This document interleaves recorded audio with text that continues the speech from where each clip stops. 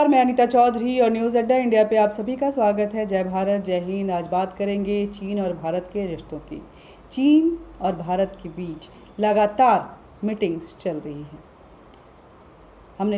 हम देखते हैं कि हर बार जो है वो LOC पर, माफ़ कीजिएगा, LAC पर मीटिंग होती है। चुशुल में ये मीटिंग होती है, मोल्दो की मीटिंग एक बार फिर हुई है और पूरी लद्दाख में वास्तविक नियंत्रण रेखा पर गतिरोध के कई मसलों पर को हल करने के पे बातचीत भी हुई और कोशिश भी की गई, लेकिन चीन है कि मानता नहीं। भारत ने चीन को एक बार फिर कहा है कि वो पूर्वी लद्दाख के गतिरोध को खत्म करे, वो अपने क्षेत्रों पर कंसंट्रेट करे, अपने लगाए गए तंबुओं को वहाँ से हटाए और अपने सैनिक बुला ले। यही संधि का नियम है, यही चीन और भारत के बीच के रिश्तों की जो करार है वो भी है। लेकिन चीन इन सभी बातों को नहीं मानता है। विस्तारवादी चीन किसी रूल को, किसी नियम को, अपनी दी गई किसी जुबान को भी नहीं मानता है। भारत सामरिक रूप से महत्वपूर्ण देपसांग क्षेत्र में सबसे बड़े गतिरोध वाले इलाके में पेट्रोलिंग के अधिकार को बहाल करते हुए ये कहना चाहता है कि जो पूर्ववत स्थिति थी और जैसी थी वैसे फिर से लागू किया जाए, क्योंकि हम देख रहे हैं कि पिछले 2020 से ही वहाँ पे जो स्टैंड ऑफ पोजीशन बना हुआ है चीन और भारत के बीच में। हालांकि हम अपने अपने इलाकों में हैं, लेकिन चीन और भारत का ये इलाका जो था वो इस तरह से स्टैंड ऑफ पोजीशन के लिए नहीं था, लेकिन अभी है। तो इसको लेकर के क्या है चीन की मंशा, इस पर हम बातचीत करेंगे। देखिए, गतिरोध की अगर बात करें तो चीन की हरकत को देखते हुए 2020 में भारत ने पूर्वी लद्दाख में करीब 50,000 से ज़्यादा अपने सैनिक वहां पे तैनात कर रखे हैं। गतिरोध को सुलझाने के लिए अब तक कई दौर के सैन्य राजनीतिक बातचीत हो चुकी है। कुछ इलाकों में सैनिकों को पीछे हटाने के लिए काम भी हुआ है। कुछ इलाकों में चीनी सैनिक जो है पीछे उनको हटाने में हम कामयाब भी रहे हैं, लेकिन चीन कुछ बातों को लेकर अब अड़ा हुआ है, क्योंकि विस्तारवादी चीन है, वो अपनी बॉसगिरी जमाना चाहता है, लेकिन उसको पता नहीं है कि भारत की सरकार बदल चुकी है, अब यहाँ किसी की दादागिरी नहीं चलती है। फिर एक बार 16वें दौर की बातचीत हुई, कोर कमांडर की मीटिंग हुई और इस मीटिंग को करीब आधे घंटे ये मीटिंग चली थी, 9:30 से 10 बजे तक, और 12 घंटे से आधे घंटे की, माफ़ कीजिएगा, एक जो 9:30 बजे से शुरू हुई वो कल होके 12 बजे तक ख़त्म हुई थी। और 12 घंटे से ज़्यादा समय तक चली इस मीटिंग में भारत और चीन के अधिकारी बैठे, कई मुद्दों पे उन्होंने बातचीत की। ठोस सफलता नहीं मिली है अभी तक, लेकिन ऐसा भी नहीं कहेंगे कि हम सफल नहीं हुए हैं। चीन को रोके हुए हैं और उसको पीछे हटाया है, और चीन अब बातचीत को मजबूर है, वो एक कदम बढ़ा नहीं रहा है। ऐसे में सवाल ये उठता है कि आखिर चीन चाहता क्या है। लद्दाख में खूनी झड़प के बाद पैदा हुआ तनाव कम करने के लिए वो आनाकानी क्यों कर रहा है। तो इसी बात को समझने के लिए टकराव क्षेत्र में चीन फाइटर जेट भी उड़ाए हुए है। चीन कुछ और मुद्दों पर राजी नहीं हो रहा है, जिस पर भारत अपनी मजबूती से बात रख रहा है। भारत भी अपनी बातों पे अड़ा हुआ है। भारत ने सैन्य बातचीत के दौरान जोर देकर कहा कि चीन तनाव वाले क्षेत्रों से अपने सैनिकों को हटा ले और ये लड़ाकू विमान जो उड़ाने की जो कोशिश करते रहता है बार बार, उससे वो बाज आ जाए, क्योंकि ये लड़ाकू विमान तो भारत के पास भी हैं, वो उड़ा सकता है, लेकिन वो शांति में विश्वास रखता है। भारत एक शांति प्रिय देश है, शांति से इस लाइन ऑफ एक्चुअल कंट्रोल को सुलझाना चाहता है और दोनों देश के बीच में एक सामंजस्य स्थापित हो, ताकि एशियन जोन में का जो वर्चस्व है वो विश्व में बढ़े। भारत की कोशिश यही है, लेकिन चीन नहीं मानता है। चीन की बॉसगिरी आज उसको कहाँ पहुँचा चुकी है ये चीन भी नहीं जानता है।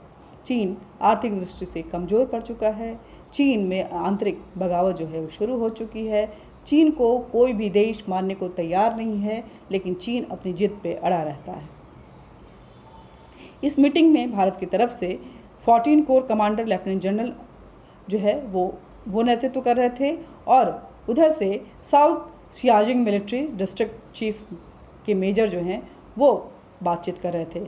इस मैराथन मीटिंग का नतीजा क्या रहा ये तो बहुत सफलतापूर्ण नहीं बताया जा रहा है, लेकिन जो गतिरोध है वो 3 क्षेत्र में शांग, शैनमो सेक्टर और कोमरांग नाला के पास पेट्रोलिंग पॉइंट 15 PP15 जिसको हम बोलते हैं, डैमचौक में चार्डिंग निंगलुआ नाला क्षेत्र और महत्वपूर्ण देपसांग इलाकों को लेकर के सभी मामलों पर विस्तृत बातचीत हुई और भारत ने अपनी बात को मजबूती से रखा कि हम अपने सैनिकों को नहीं हटाएंगे, हमारी यथावत स्थिति बनी रहेगी। चीन ये घुसपैठ के जो उसके इरादे रहते हैं हमेशा वो बंद करे और जो पूर्ववत स्थिति है उसको फिर से बहाल करे। चीन चाहता है कि पूर्वी लद्दाख में 2020 में उसके द्वारा की गई हरकत के बाद वाली स्थिति बनी रहे।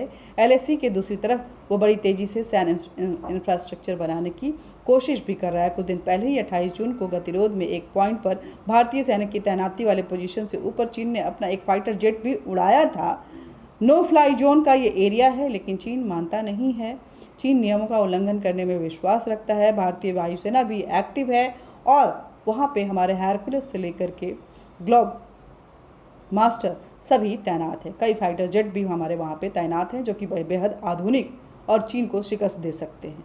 डैमचौक में चार्डिंग निलुंगला नाला के क्षेत्र के पास चीन के अतिरिक्त तंबुओं को हटाने को कहा गया है। देपसांग इलाके में पीपल्स लिबरेशन आर्मी की अतिक्रमण भारत के लिए सबसे बड़ी जो है वो चिंता है, जिसे वो बार बार बोल रहा है कि हटाओ यहाँ से। 16,000 फीट की ऊंचाई पर यह क्षेत्र महत्वपूर्ण है, दौलत बेग ओल्डी और काराकोरम दर्रा की तरफ जो जाता है।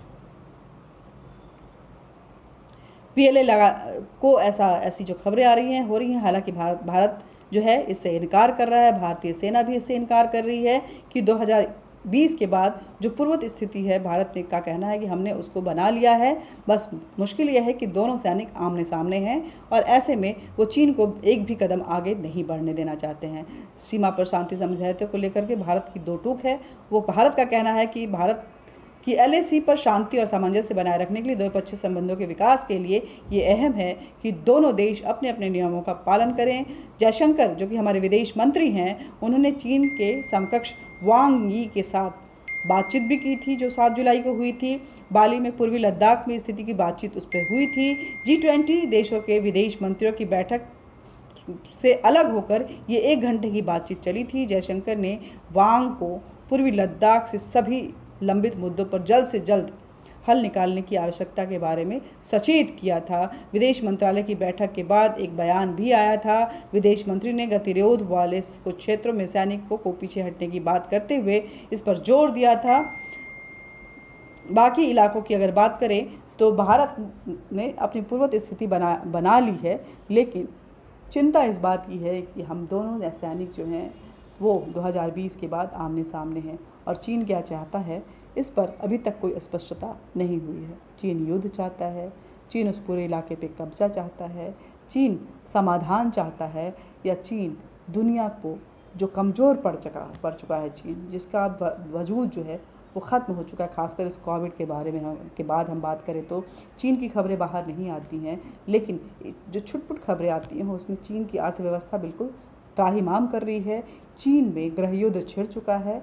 कोई भी शी जिनपिंग को पसंद नहीं कर रहा है, लेकिन शी जिनपिंग न सिर्फ विश्व में अपनी दादागिरी की शेखी बखाड़ने के लिए, बल्कि चीन पर की जनता पर भी अपना दबदबा बनाए रखने के लिए, अपनी पोजीशन बनाए रखने के लिए इस तरह की हरकतें करते रहते हैं, जिसका नुकसान सिर्फ और सिर्फ चीन को होता है। जय भारत, जय हिंद। हमारे चैनल न्यूज़ अड्डा इंडिया को सब्सक्राइब कीजिए, वीडियो को ज़्यादा से ज़्यादा शेयर कीजिए, लाइक कीजिए, बेल बटन दबाइए और कमेंट बॉक्स में चीन की इन हरकतों को आप कैसे लेते हैं और भारत की इस मजबूत पोजीशन पे आप कितना फ़ख्र महसूस करते हैं, ज़रूर लिखिएगा।